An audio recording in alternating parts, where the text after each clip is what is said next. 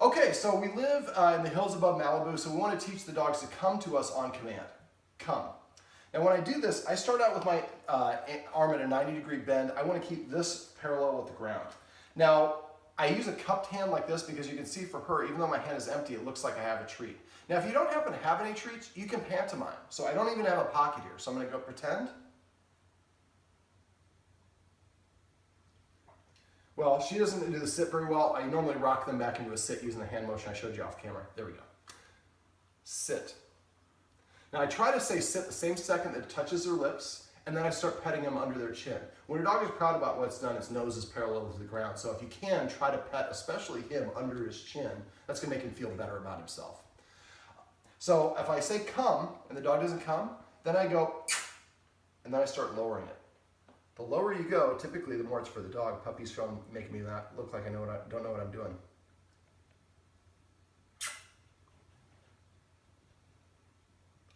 Come. I rewarded the effort there. So what I would have you guys do is, again, always start out like this. When you call the dog, I don't want the dog to look up at you and you're doing this, you're farting around. I want him to see, oh, it looks like he's got a treat for me. So what we're going to do is we're going to practice. You and I will start out doing this. And, oh, there we go. Sit. So as soon as the treat touches their lips, they should hear the command word and nothing else, and then pet them underneath there. And again, within 3 seconds. So what I'm going to have you do is I'm going to have you go first. You're going to hold your arm at a 90-degree bend with one treat in it, and you're going to say come one time. If they don't come, then I want you to make a kissing sound, and as soon as they look at you, start lowering it, and go all the way to the floor if you have to. Okay. James Brown, come. Now raise it.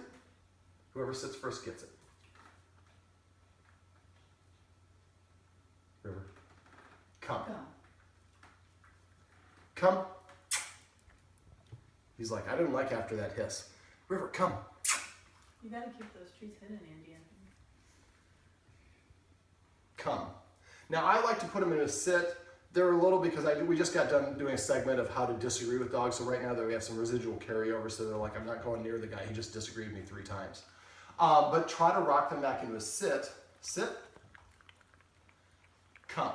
Now I'm saying come even though the dog sat there because the sit is pretty elementary, and what I want to reward them for doing is coming.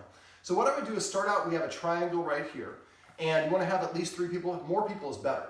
And then have one person in charge of calling the person. You want to have 2 people calling at the same time. So if I'm in charge and I say come, you call them come. So let's do it again. Come. Come. Now just lower. Oh, there we go. Up. Now raise it over the head. Stay right there. Lower it.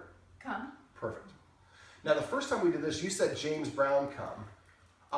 You're designating.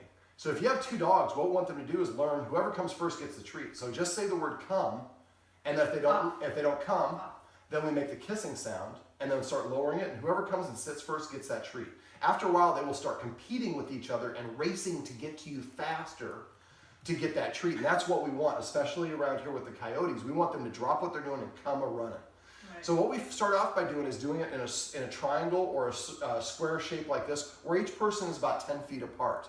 Then what we want to do is once the dog starts reliably coming consistently, then we start increasing the distance. Maybe you move that chair over in the corner. You go and sit in front of the bathroom. Somebody else sits on that couch over there. And we make it as big as we can inside on the same floor. Then the next step is have somebody goes halfway up the stairs.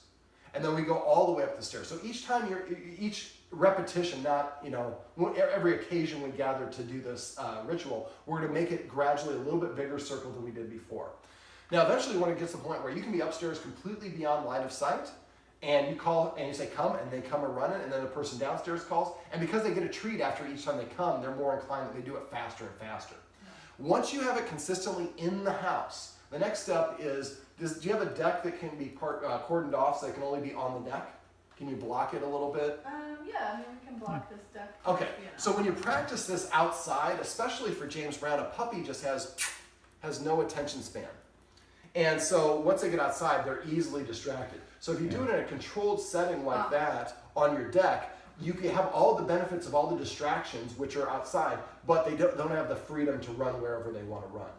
And when we do this over and over again outside, they condition them the same way. Then we can do it, and what we're going to do here in a minute is we're going to go to the stairs, and we're going to get them to go, let him start going up the stairs. We're going to call him back down and practice having him come from that position. Now, if he doesn't want to come like right now, River doesn't want to come to you. River, come. He's a little bit nervous. So what I'm going to do is I'm going to meet him halfway by throwing a treat halfway. Come. Come. So I breadcrumbed him closer to me. I didn't disagree. Now, part of this I was showing him how to use the escalating consequence. I disagreed by putting him on the floor. I think that's why he doesn't want to come near me now. But if he doesn't want to do that, River, come. Once we do it once or twice, that takes that residual off, and then he's more comfortable doing it. Brown, come. Come. Come. Now, I'm not asking to sit because I have the residual from what we did earlier. You guys should rock your hand back and make them sit.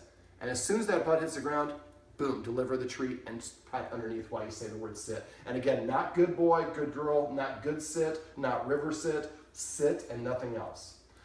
So that's a quick little summary of how we can get the dogs to come on command. You can cut it. Yeah.